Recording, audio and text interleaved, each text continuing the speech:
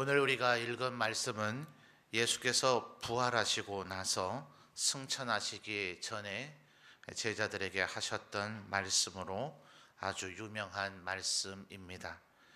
예수님께서 공생애를 하셨던 동안이나 또 부활하시고 나서 사도행전의 표현으로 하면 40일 동안 하나님 나라의 일을 말씀하셨다라고 하는데, 그 모든 기간들을 통틀어서 예수님께서 우리에게 주신 여러 명령 가운데서도 가장 중요한 명령이다. 그래서 일명 그레이트 커미션이라고 불려지고 있는 부분이기도 합니다.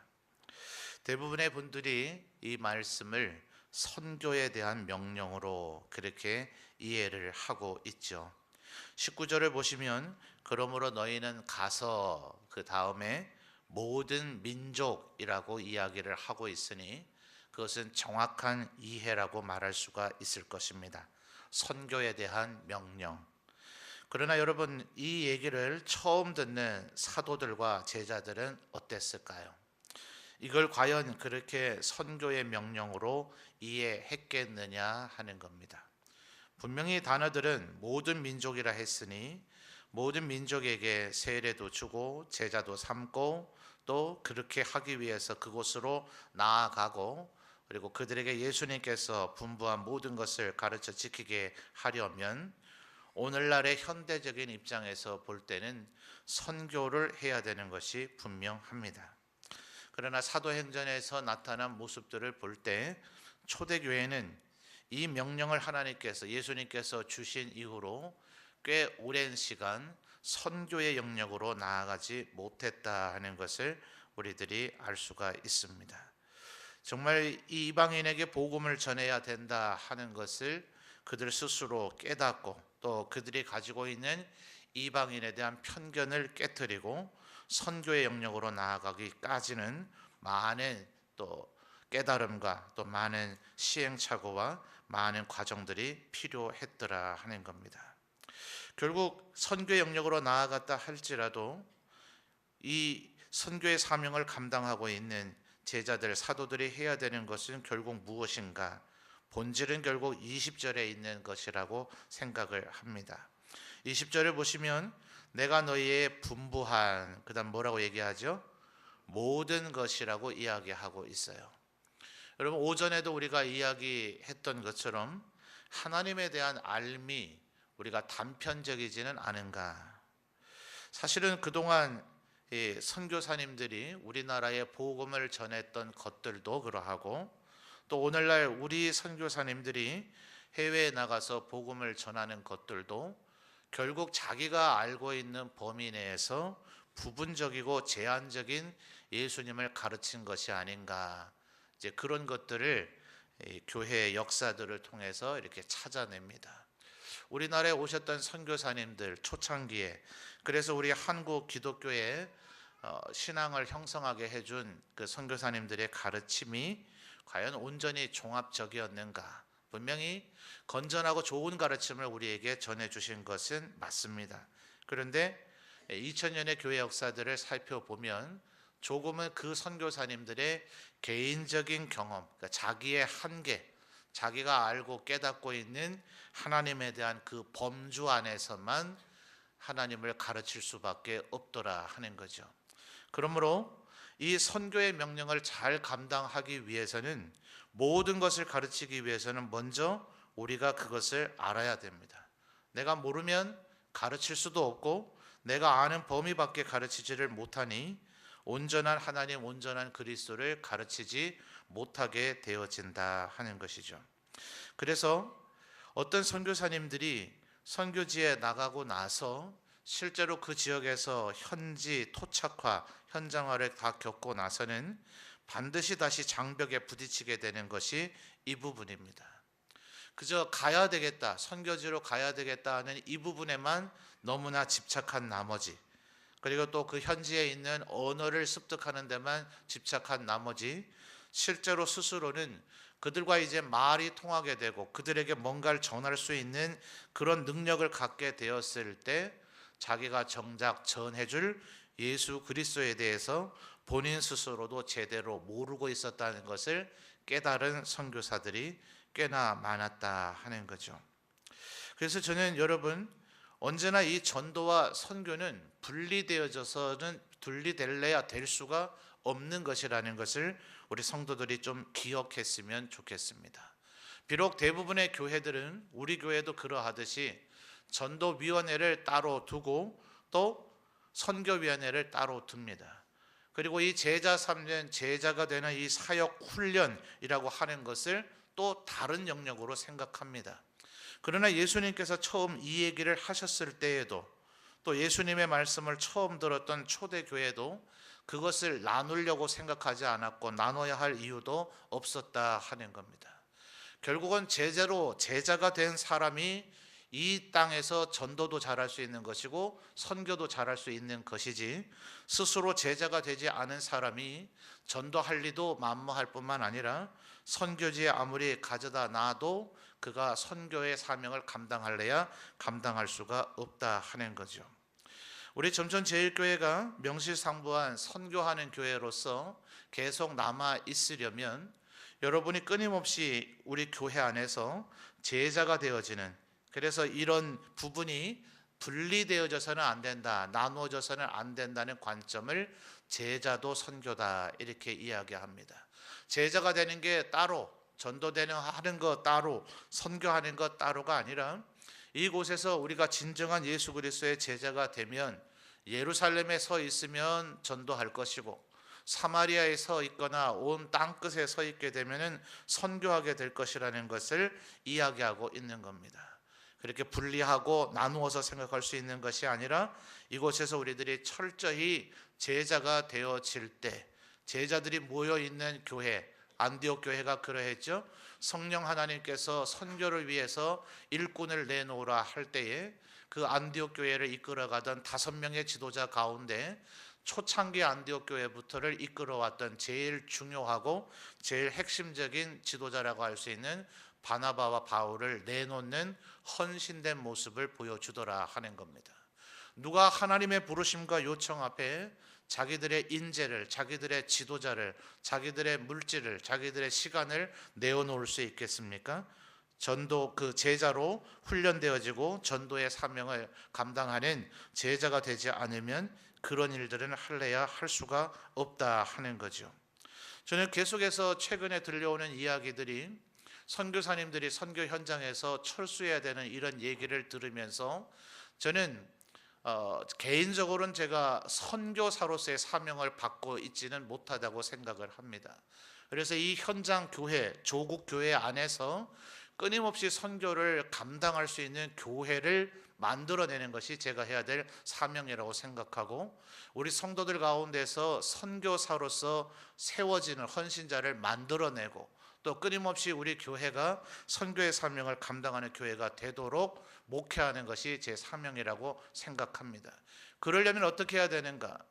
목회자가 계속해서 구호를 외치고 여러분에게 그 어떤 방향과 가이드를 해준다고 해서 되는 것이 아니라, 여러분 각자가 제자가 되어질 때, 하나님의 명령을 감당하겠다는 그 헌신된 마음이 되어질 때, 그런 사람이 되어지면 당연히 전도하고 당연히 선교하고자 하는 마음을 먹게 될 것이다 하는 겁니다.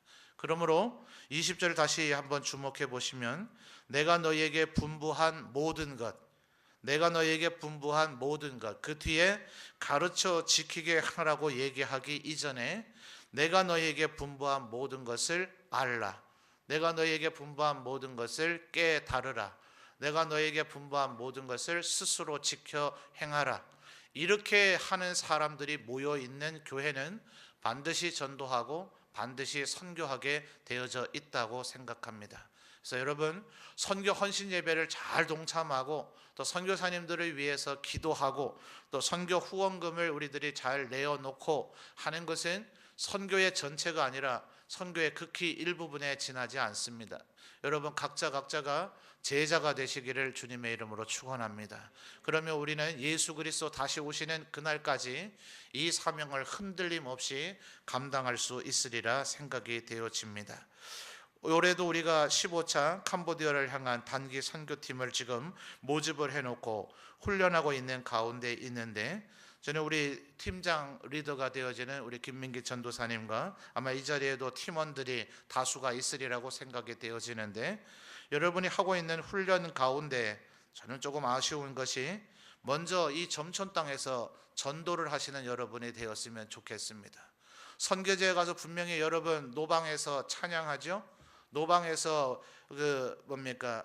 대사가 없는 판토마임이라고 해야 될까요? 그것으로 복음을 제시하죠. 또 그곳에서 많은 것들을 통해서 하나님의 복음을 보여주곤 하는데, 국내에서는 왜 그것이 이루어지지 않습니까? 실제로 그곳에서는 우리들이 그것을 함에 있어서 장소나 시간과 여건이 허락되지 않아지는 상황이 간혹 발생하기는 하죠. 또 어느 지역은 너무나 사회가 발달해 버려서 그 사람들에게 피해를 준다는 이유로 선교의 핍박이 아닌 소위 고상한 얘기인 것 같지만 결국은 복음을 전하지 못하게 하는 그런 문명화된 국가들도 있었음을 여러분 기억하실 것입니다. 그러나 우리나라는 어떻습니까? 전혀 아직 그것에 대한 거부감도 없죠. 아마 여러분 언어에 대한 장벽도 있고 미지의 그 이방인을 향한 두려움이 여러분에게 있을 겁니다. 바로 여기에서 그것을 훈련하는 것이 필요하죠. 이곳에서 먼저 제자가 되어지고, 이곳에서 먼저 하나님의 말씀을 훈련하고, 이곳에서 먼저 전도를 할 때 그 사람은 선교 현장에서도 선교의 사명을 잘 감당하는 이가 되어질 거다 하는 것입니다. 그러므로 오늘 우리가 읽은 이 예수님의 마지막 이 지상 명령, 제일 중요한 명령, 특별히 19절에서 20절에 이어지는 이 명령 가운데 먼저 제자가 되겠다 하는 이 말씀에 여러분의 초점이 맞춰졌으면 좋겠습니다. 그래서 먼저 여러분이 제자가 되어지면 캄보디아에 가서 선교하게 되는 기간 결국은 보름을 넘지 않을 거예요. 해마다 겨울이 되면 여러분이 단기 선교를 준비하면서 우리 중고등학생 청년들이 새벽에도 기도하러 나오는 걸 볼 때가 제가 참 기특한 마음이 있습니다. 근데 나머지 11달은 왜 안 오는가 이해를 못 하겠어요. 분명히 선교의 사명을 감당하겠다고 해서 훈련이 되어졌고, 선교의 사명을 감당하겠다고 해서 그런 일들을 했으면 단기 선교를 갔다 오고 나서는 선교 끝 이렇게 아마 가르치진 않았을 거예요. 김민기 전사님, 그렇죠? 단기 선교를 감당함으로써 선교적 사람이 되라고 분명히 가르쳤을 것이고, 해마다 선교를 감당하고 있는데 왜 단기 선교를 목전에 두고 있을 때는 새벽에 나와서 기도해야 되는데 단기 선교를 마치고 난 이후에는 다시 원위치가 되어지는가? 이것은 우리들이 선교적 사람이 사실은 아직 안 되어 있다는 것을 스스로 반증하고 있는 일이라고 생각합니다. 여러분, 그렇게 선교적 훈련이 되어져서 선교지에 가게 되면 반드시 아쉬움의 문제에 봉착하게 되어집니다. 지금 적지 않은 선교사님들이 선교지에서 겪고 있는 일들이 바로 그런 부분입니다. 열정을 가지고 왔고 마음의 뜨거움을 가지고 왔고, 여러분 수년 전에 선교 지역에 대구 지역에 선교 단체들의 연합체인 선교 대구를 이끌고 계시는 윤순덕 목사님이 오셔서 강단에서 말씀 전하셨던 것 들으신 것이 혹시 기억나는가 모르겠습니다. 윤순덕 목사님은 우리나라 국내 안에서 선교사들을 일으켜 세워서 헌신하게 해서 선교지로 보내는 선교 동원가로서 몇 손가락의 안에 드는 많은 사역을 감당하고 있는 목사님입니다. 그 목사님 지금도 왕성한 사역을 감당하고 있는데 그분이 늘 하고 있는 얘기가 그겁니다. 많은 사람들을 선교의 자원으로 동원을 시키려고 애를 썼지만 이제는 주저앉히려고 한다는 거예요. 준비가 되어 있지 않은 사람, 제자가 되어 있지 않은 사람, 진정한 예수 그리스도가 어떤 분인지를 제대로 알고 있지 않은 사람이 선교지에 가서 그릇된 잘못된 오류적인 선교를 하게 되면 제대로 된 선교사가 가서 그 지역을 선교하는 것이 훨씬 더 어렵게 만든다는 것을 선교 동원을 수없이 많이 하면서 발견하게 되어졌더라 하는 겁니다. 그래서 여러분, 우리 단기 선교팀으로 지원한 우리 모든 청소년, 청년들도 마찬가지고 우리 모든 성도들도 이런 입체적인 하나님의 사명을 감당하는 우리가 되었으면 좋겠어요. 이곳에서 우리가 철저히 말씀에 순종하고 복종하며 어떤 특정한 기간 동안만 헌신된 모습을 보여주는 것이 아니라 1년 365일, 아니 우리의 전생에 평생토록 우리가 이루어야 될 사명이 뭡니까? 예수 그리스도를 닮아가는 것, 하나님의 모습을 닮아가는 것, 진정한 제자가 되어지는 것, 하나님을 부분적으로 아는 것이 아니라 온전히 하나님을 알아가는 것, 이 일을 힘쓸 때 우리의 발이 한국 안에 디뎌져 있으면 우리는 전도하는 사람이 될 것이고, 우리의 발이 외국에 디뎌져 있으면 우리는 선교하는 사람이 되어질 것입니다. 여러분, 전도와 선교를 하기 전에 먼저 진정한 예수 그리스도의 제자가 되어져서 우리 모든 성도들이 누구라도 언제 어느 때 어느 순간에 특별히 내가 선교를 가겠다고 지원을 해서 6개월 1년을 훈련해야만 선교지에 보낼 수 있는 그런 존재가 되는 것이 아니라 우리들 매일의 일상의 삶이 제자가 되어져서 여기 계신 분들 누구 가운데 무작위로 착출을 해서 당장 다음 주에 비행기 표를 끊어서 어디 선교하러 갑시다 라고 할지라도 누구라도 갈 수 있는 그런 우리 점천제일교회가 되었으면 좋겠습니다. 그러한 마음으로 우리들 모두 다가 제자가 되어질 때 우리는 국내 환경이 아무리 변할지라도, 이 나라의 경제 상태가 안 좋아질지라도, 더 나아가서 이 나라가 정치적으로 혹은 북한과의 관계가 더 위험한 그런 상황이 된다 할지라도, 아니 지진이 온다 할지라도 우리는 흔들리지 아니하고 이 사명을 감당하는 헌신된 제자가 되어질 줄 믿습니다. 그러므로 선교를 위해서라도 더욱더 예수 그리스도의 진정한 제자가 되기를 힘쓰고 애쓰시는 우리 모든 성도들, 또 특별히 15차 단기 선교를 준비하는 팀원들이 되시기를 주님의 이름으로 축원합니다.